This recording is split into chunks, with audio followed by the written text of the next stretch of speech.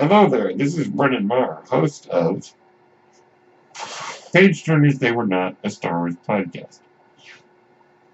And I'm here to tell you about Anchor. Anchor is the best way to make a podcast. Why is that? Well, first off, it's free. Yes, you heard me right. Anchor is free. Anchor has all the tools you need to make a podcast from your phone or your computer. Anchor will distribute your podcast for you on various platforms, including Spotify and Apple Podcasts. You can make money from your podcast. And get this, with no minimum listenership. That means you can make money even if no one listens to your podcast.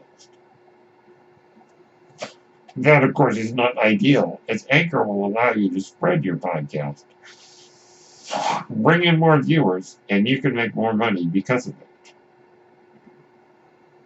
Everything you need to make a podcast is in one place on Anchor.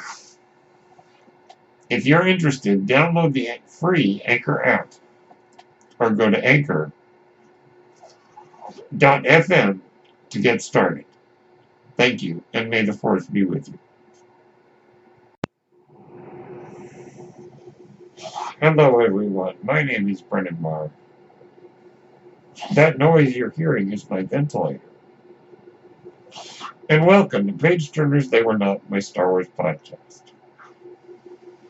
All right, my friends. I'm going to start a new series of podcasts. What I mean to say is that my Thursday episodes will now be focused on one particular idea.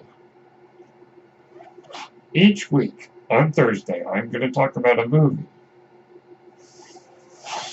that came before Star Wars that had an influence on it. Or, as the case may be, a movie that's more recent that had an influence on the current Star Wars films. Basically, it's going to be the movies that influenced Star Wars. And when I talk about Star Wars, I mean the entire saga. Not just the movies that influenced A New Hope, but on the movies that influenced all the films in the series. Now, these films will also come with a recommendation, as many of the films that have had an influence on Star Wars are very good films that are worth seeing if you have not seen them. So this week, I'm going to start with something accessible. As the weeks go on, I may give you more obscure titles, or titles that may be like foreign films and whatnot, and other films that might not be the best to start off this series with. That being said, I'm going to begin with a classic. One of the most beloved movies in American, and in fact world history. And that is Casablanca. The 1943 Best Picture winner starring Humphrey Bogart, Ingrid Bergman, and Claude Rains. Directed by the incomparable Michael Curtiz.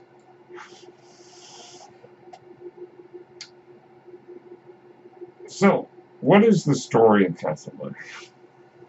Well, I'm going to try not to spoil it, but I'll give you a basic overview.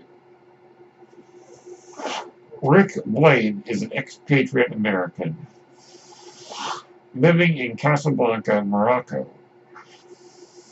when it's under occupation by a Nazi puppet state. Rick is not, in his own words, sticks his neck out for nobody.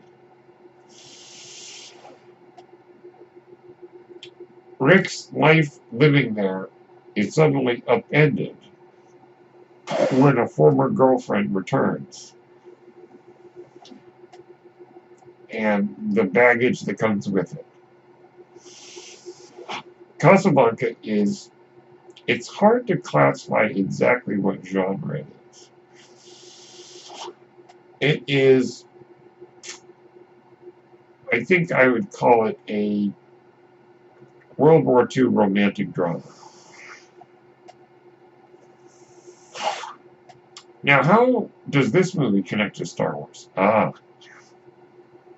Well, as I said, Rick Blaine, our main character, says, I stick my neck out for nobody. He's very much a Han Solo type character. Likes to do his own thing, acts like he doesn't care about the galactic conflict, or in the case of Rick Blaine, the international conflict.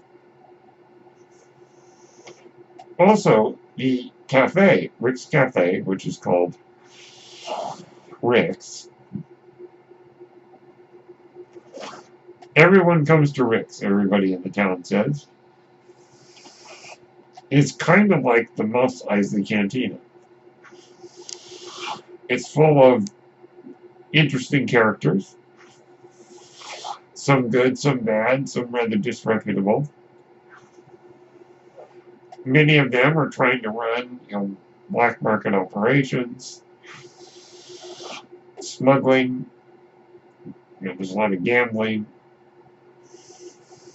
And it's not really that surprising to see a disturbance occur in the cantina and in the cafe in Casablanca. They're very similar in that regard. You never know what's going to happen. And usually there's some questionable operations going on in both places. So definitely a big comparison there. Also, the idea of a desert setting under a fascist regime. To me, that sounds very much like Tatooine under the thumb of the Empire.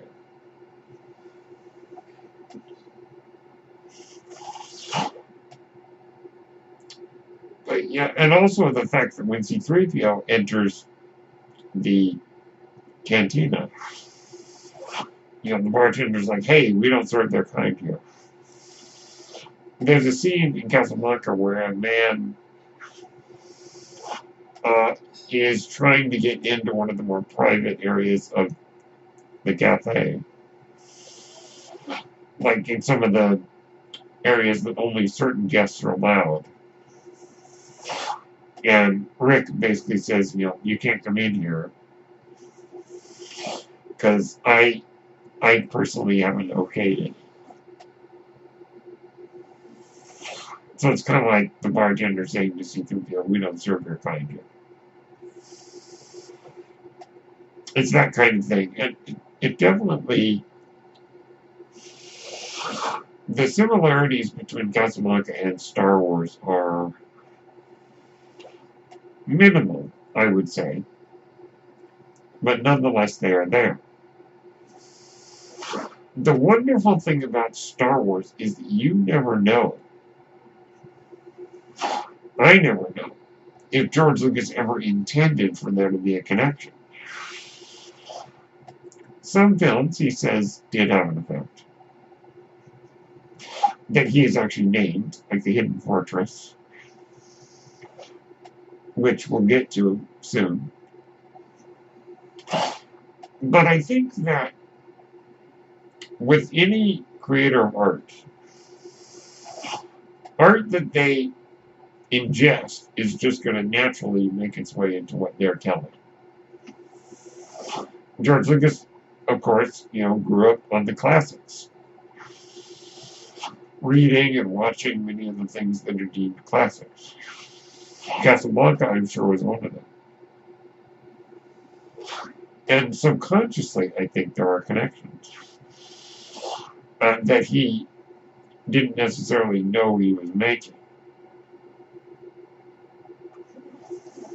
Or it's just simply a fact that the comparison is there completely unintentionally. But regardless, I'm inclined to believe that there is an influence. Rick Blaine is basically Han Solo. The cafe, Rick's, is basically the Mos Eisley Cantina. The Nazis are the Empire, that's pretty clear. Oh, another character. The great Sidney Greenstreet plays a character named Signor Ferrari, who's an Italian black market dealer who owns another cafe called the Blue Parrot. He's kind of like Jabba the Hutt. A better person than Jabba the Hutt, I'll say that. Sidney Greenstreet was a big guy. Big fat guy. I say that because that's what he's called in all the movies. In fact, Phil Tippett, who created the look of Jabba the Hutt, I said that George Lucas told him, think Sidney Greenstreet. And he said, as a joke, Tippett said he put a fez on Jabba in one of the models he made of Jabba, which is funny because Signor Ferrari wears a fez hat. So definitely, I think that there's a connection. Certainly, there's one more to Return of the Jedi, though technically Jabba the Hutt does appear in Star Wars because of the most recent edition has him in it, as he has been for more than 20 years. But I guess we can argue that point. But regardless, I think that the connections are there.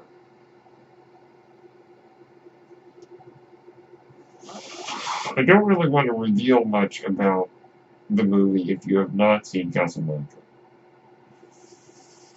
I cannot begin to recommend it enough to you. It is quite simply one of the greatest films ever made. One of the most iconic, and if you watch it and you've never seen it, you're going to hear some lines of dialogue that you recognize. In fact, on the American Film Institute's list of the top 100 movie quotes, Casablanca, I believe, has 5 movie quotes. I won't say what they are, so that if you get a chance to see Casablanca, you might pick them up.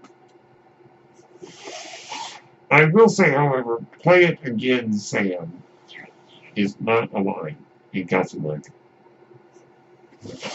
That's probably one of the most famous misquotes of all time. So definitely check it out. It deserved the Best Picture that it won.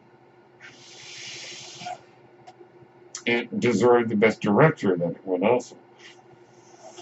It won several others that I can't really put my finger on at the moment.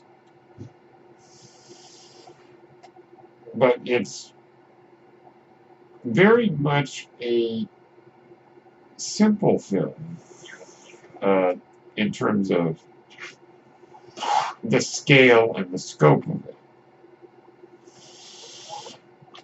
But I think that there's really a lot that it has to say. It is one of the great romance dramas of all time. Also, the music is quite nice. Blending. Oddly enough, the composer, Max Steiner, blends the French national anthem, La Marseillaise, into La Marseillaise, I should say. I always pronounce that wrong. Blends it into the score.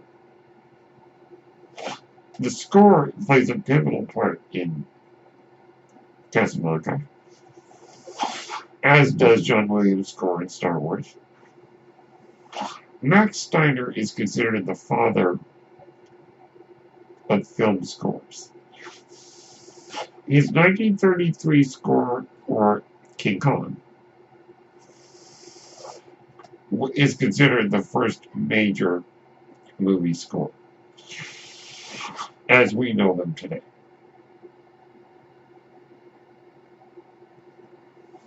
And the music in Casablanca is great too. I say that because I'm a huge fan of film music. Casablanca is also full of an eclectic cast of characters, many actors that you might recognize from that time period. And Bogey, as they called him, is one of the greatest actors that our country has ever seen. So that's my sales pitch, more or less, for Casablanca. And the influence it had, or that I see, on Star Wars. Let me know what you think. If you have seen Casablanca, let me know if you liked it. And what your thoughts on some of the connections I might have missed are. My name is Brendan Marr, that noise you're hearing is my ventilator. And thank you for tuning in to Page Turners They Were Not, my Star Wars podcast. May the Force be with you.